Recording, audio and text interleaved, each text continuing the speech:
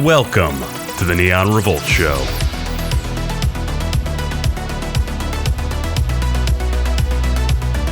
I am your host, Neon, and today we'll be talking about what I learned spending an entire month as a liberal. Welcome, everyone, to a brand new podcast. The first, in fact, of a brand new show I'm calling, well, the Neon Revolt Show. Hey, you've got to work with what you've got, so with that in mind, let's get started. But before we get into the thick of it, there are just two quick housekeeping items I'd like to draw your attention to. If you haven't already, please take the time to go watch the recent interview I was so graciously invited to help conduct over on Red Pill 78's YouTube channel with one Judith Very Baker. Judith was a whiz kid back in the early 60s, and she just so happened to be the lover of Lee Harvey Oswald. She recounts her story of love and loss in her incredible book, Me and Lee, and I think it's something that every American should read because it fundamentally reconstructs history in a way that will not only challenge the mainstream narratives you've heard your entire life, but it puts it all back together in the only way that I've found that makes any real sense. By the end of her heart-wrenching story, you'll come to see Oswald as a hero and a patriot who died for his country. Now, I'm not going to spoil any more for you, so if that sounds like something that's up your alley, I would encourage you to pick up her book and give it a read. I said it during the interview, and I'll say it again. I think Judith is a fantastic writer, and it's something that is well worth your time and will surely expand your thinking. Okay, item number 2.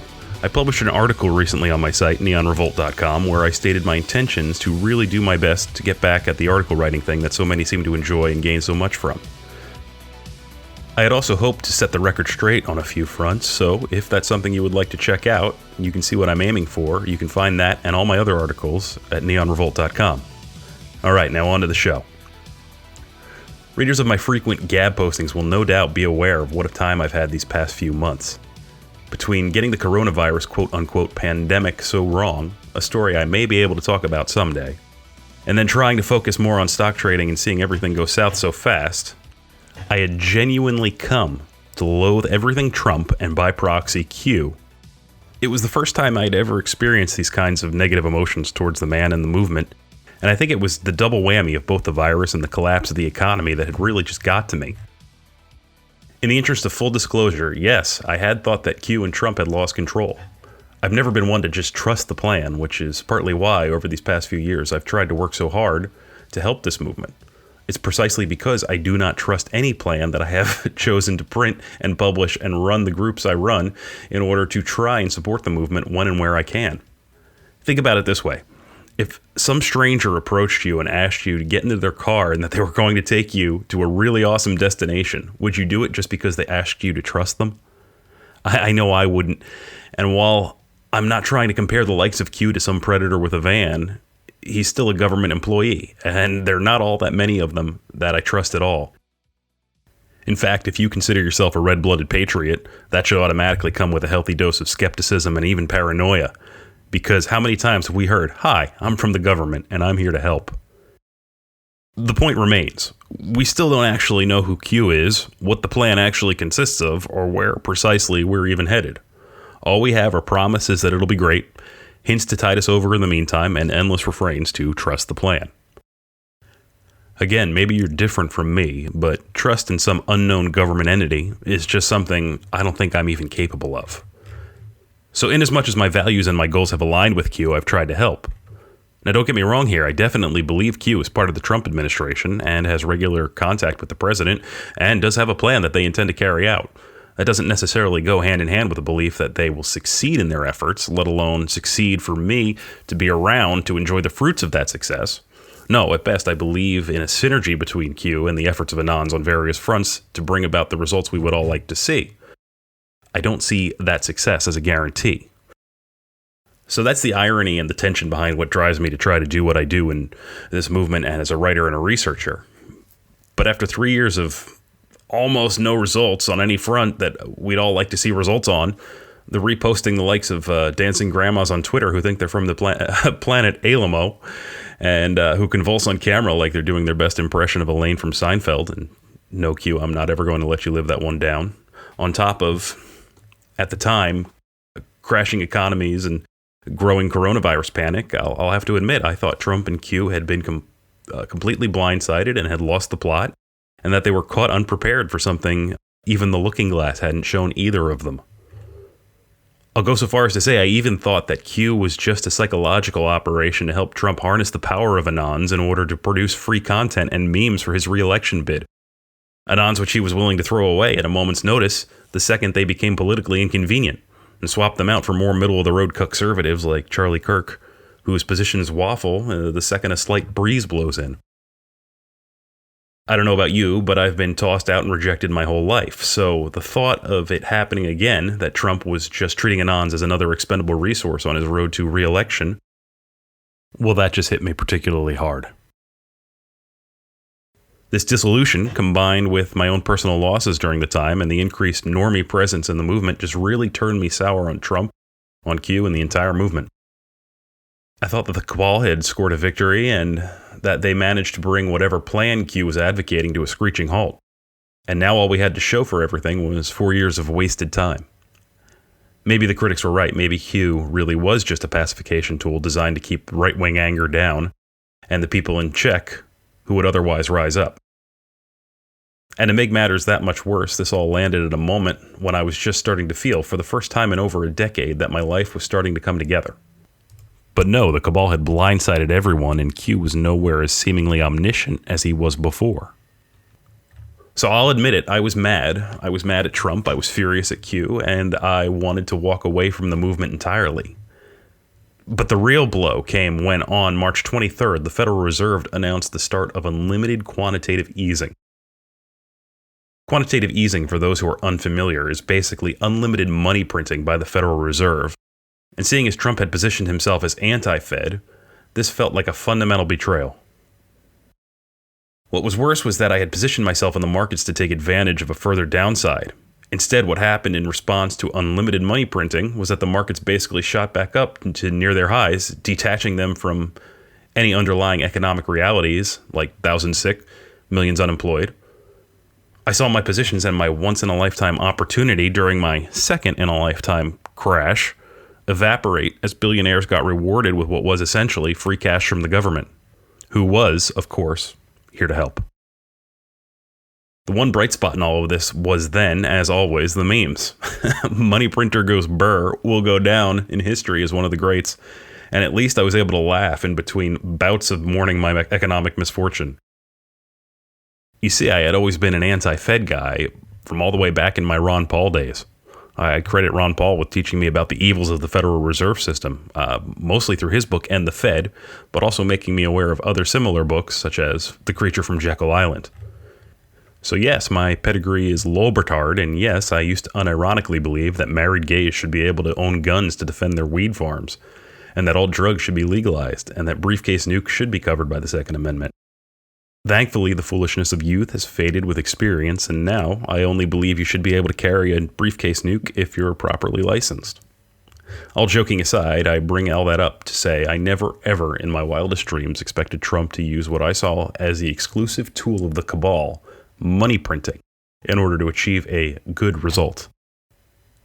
To date, the Fed has admitted that it has injected over $6 trillion in liquidity into the economy since March via a mechanism that was first experimented with during the 2008 financial crisis, the Special Purpose Vehicle, or SPV.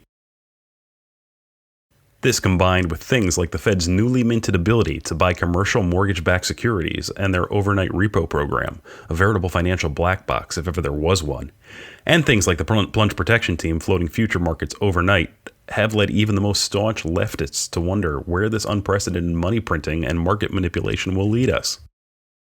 And this isn't some vast right-wing conspiracy here. Take a listen to what Federal Reserve Chairman Jerome Powell had to say about it in a recent interview with 60 Minutes. Fair to say you simply flooded the system with money? Yes, we did. That's another way to think about it. We did. Where does it come from? Do you just print it? We print it digitally. So we as a central bank, we have the ability to create money digitally, and we do that by buying Treasury bills or bonds or other government-guaranteed securities, and that actually increases the money supply. We also print actual currency, and we distribute that through the Federal Reserve banks. They print it digitally. The New York Fed alone accounts for some $3.9 trillion of the Fed's $6.98 trillion balance sheet, as it has the burden of loading out to some of the most troubled, poorest, and worst positioned among us. JP Morgan Chase, Citigroup, Goldman Sachs, and Morgan Stanley. Won't somebody think of the bankers? This is, quite frankly, printing on a scale never seen before, and it has had the macro effect of floating the entire market almost back up to pre-recession levels, leaving many to wonder if, indeed, the Fed could manipulate currency in such a way that all future recessions and depressions could be avoided entirely. Would a V-shaped recovery be just on the horizon? Common sense dictates that all bubbles must eventually pop, and in the case of our dollar debt bubble, many would argue we've been overdue for quite some time. In healthy markets, corrections, recessions, and depressions mean misallocated funds, driven by greed and speculation, get reallocated more appropriately over time. This reallocation then drives the next market cycle. So what happens if you never allow the bubble to pop? That's the question on every investor's mind right now, and we'll soon know if the only white man on the planet named Jerome is able to single-handedly prevent economic collapse by making the money printers at the Federal Reserve burr just a little bit harder. The answer, at least at this time, may just be yes. You see, the traditional view, and the one I had going into this financial crisis, was that if you inflated currency by, say, printing trillions overnight, that acts as an invisible tax on the people. The government uses these funds to bail out the hedge fund billionaires and the global homo megacorp CEOs, and the taxpayer, as always, gets stuck with the bill. But that's not what we're seeing play out this time around. So why is that? There's only one real possible explanation that I've seen right now that makes any sense, but to truly understand it, we have to expand our thinking. While the United States might be a free market in the micro sense, there's much about our economy that's anything but free. I know some patriotic purists will hate to hear this, but it's just the fact of the matter. Our leaders, by and large, pay lip service to the free market, but only when it comes to very thin slices of the market. Because there's a big difference between you going down the street and deciding where to get your hair cut and control over strategic resources like oil or rare earth metals. Add this to overseas investment and the regional concerns brought about by global supply chains, and in actuality, what you have in the US is a market manipulated by all sorts of factions with their own agenda, looking to extract as much value, money, and power from the US as they can at any given moment. Many old Q patriots will remember the day the cabal dropped the markets by 666 points just to send a message to Trump. The global nature of the economy means exposure to subversive forces beyond our immediate control. But now, also consider this. The world is now more heavily leveraged than it has ever been in its entire history. Debt spending is at an all-time high across all sectors, nations, and peoples. Credit card debt is some of the highest we've ever seen. Same with household debt, student loan debt, auto debt. And that's just in the US. But what about emerging markets, the Eurozone, Asia? Well, they're all borrowing more than ever before, partially just to keep up. And what's more is their debt is largely denominated in dollars. This is because the dollar is, in comparison, the most stable and liquid currency one can trade in. Oh, sure, deals do happen all the time in other currencies, but by and large, the dollar's greatest strength is that it is still the reserve currency of the world. And when it comes time to pay the piper, it has to be paid back in dollars. Which means the demand for dollars is still in fact increasing on a global scale.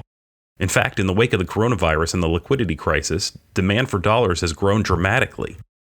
And this is why, despite record printing by the Fed, the value of the dollar has also increased during this time. As one commenter put it online, this is something known as debt deflation, where debt denominated in dollars is now becoming more expensive for debtors to hold. The faster they're able to pay off their old debt denominated in dollars, the better it is for them. And since the entire world was hit by this crisis all at once, it has had the effect of leveling the playing field somewhat for everyone involved.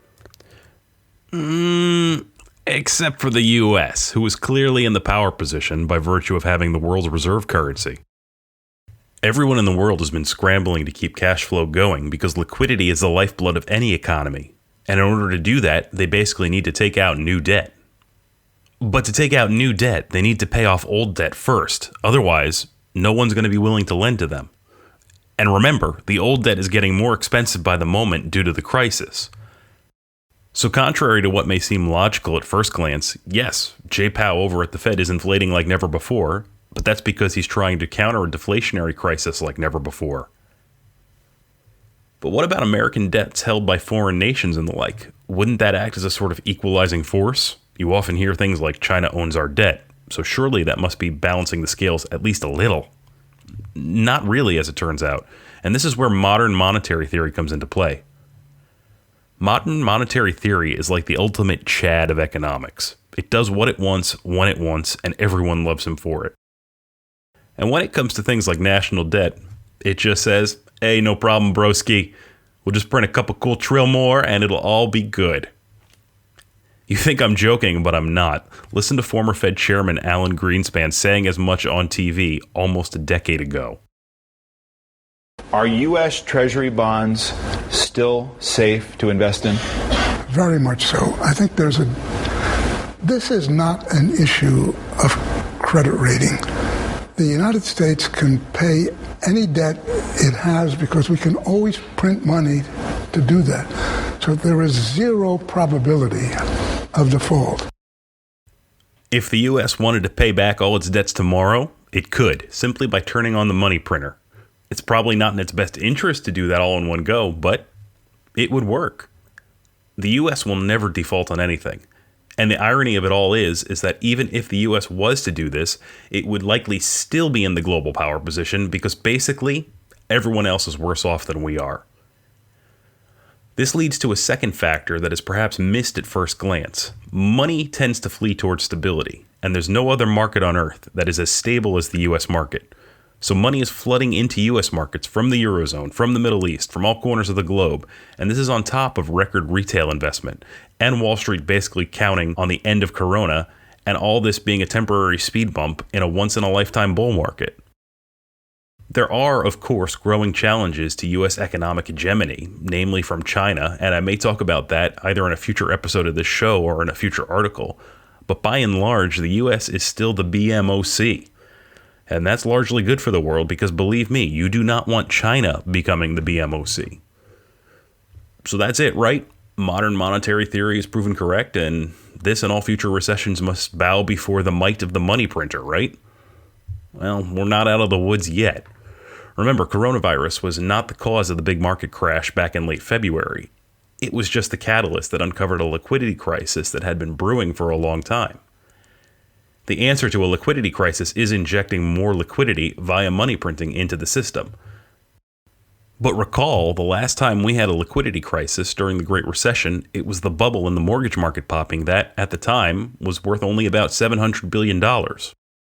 Currently today, U.S. household debt sits at $14.3 trillion. Auto debt clocks in at $1.35 trillion. Student debt is at $1.42 trillion. And credit card debt is $1.1 trillion.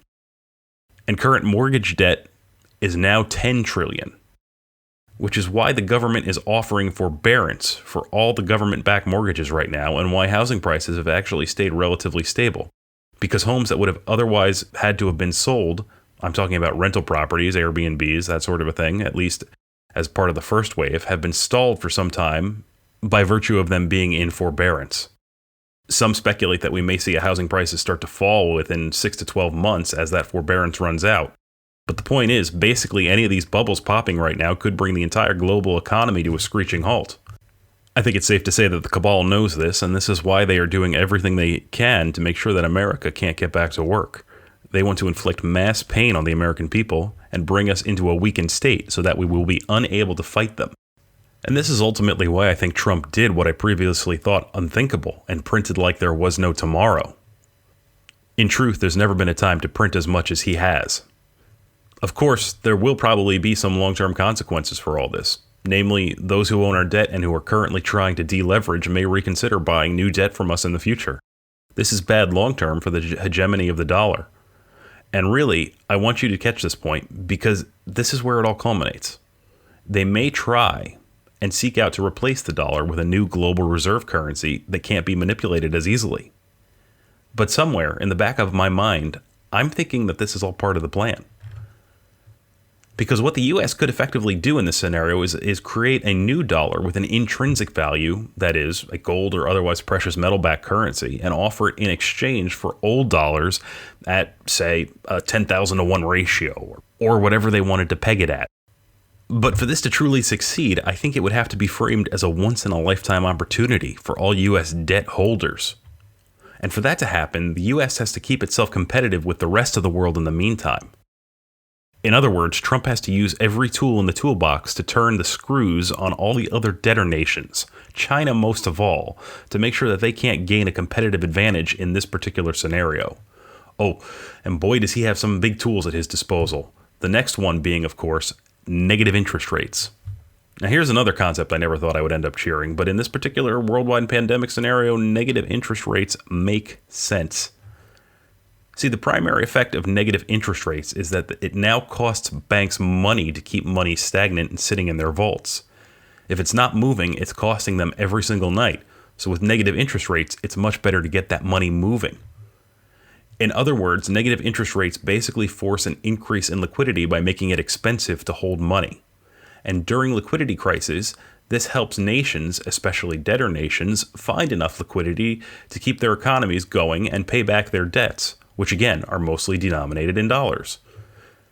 So if the US also goes for negative interest rates, that would have the effect of leveling the playing field by negating any benefit these other nations would receive from their own central banks instituting negative interest rates. Think of it as mutually assured economic destruction if you'd like. But if we're being blunt, the US absolutely must do everything in its power at this time to remain in a position of control. And again, with me locked into my libertarian/Austrian economic frame of reference, I thought Trump was starting to lose it when he tweeted out in late September of last year that, and I quote, "The Federal Reserve should get our interest rates down to 0 or less, and we should then start to refinance our debt. Interest costs could be brought way down, while at the same time substantially lengthening the term. We have a great currency power and balance sheet. The USA should always be paying the lowest rate. No inflation. It is only the naivete of Jay Powell and the Federal Reserve that doesn't allow us to do what other countries are already doing. A once-in-a-lifetime opportunity that we are missing because of quote-unquote boneheads." Forgetting about that obvious skull and bones reference at the end, which I spoke about briefly on Gab at the time, I now see the wisdom in this.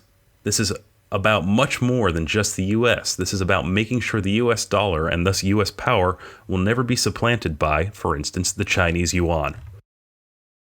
Trump would later go on to tweet, "As long as other countries are receiving the benefits of negative interest rates, the USA should also accept the gift. Big numbers." And you know what? He's absolutely right. Forget about the brilliance of possibly refinancing all our debt for the moment. There's also an interesting secondary effect that would happen should negative interest rates kick into effect. See, if you're a multimillionaire, it's generally because you're good at handling money, and you seek financial security. One way you can gain security is by buying interest-paying Treasury bonds, which are generally regarded as one of the safest investments you can make and pay out interest at set intervals. But if that interest disappears and now these come with a cost instead, these same investors will now move more cash into banks where insurance is free for up to $250,000. Meanwhile, the price of bonds still continues to rise even as they go negative because there is still an incredible amount of demand for them, and they will still serve as hedges against, well, lots of crazy financial forces in the world. And the banks with more deposits on hand can then lend more due to the fractional reserve nature of their business. I know it's all a bit counterintuitive, which is why it's taken some time for me to wrap my own head around all this, but we're already seeing this in action across the globe. Various European nations and Japan have already issued negative rate bonds for some time, and these bonds total some $13 trillion in value as we speak. But that's not all. There are other ways Trump can continue to turn the screws, on China in particular.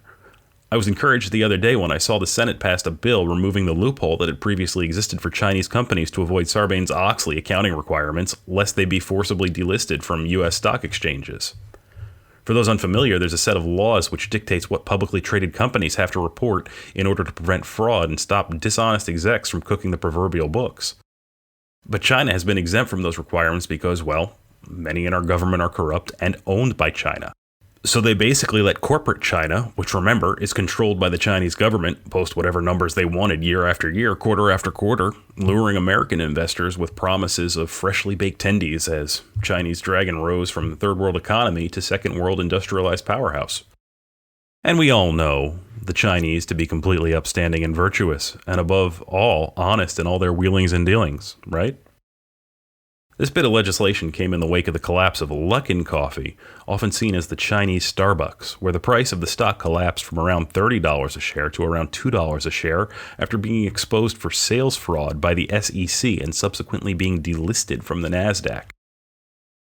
It's safe to say, without complying with these strict accounting requirements, Chinese reporting is lax at best and downright fraudulent at worst. Remember, this is a culture that is all about saving face, and which builds entire ghost cities in order to inflate its GDP.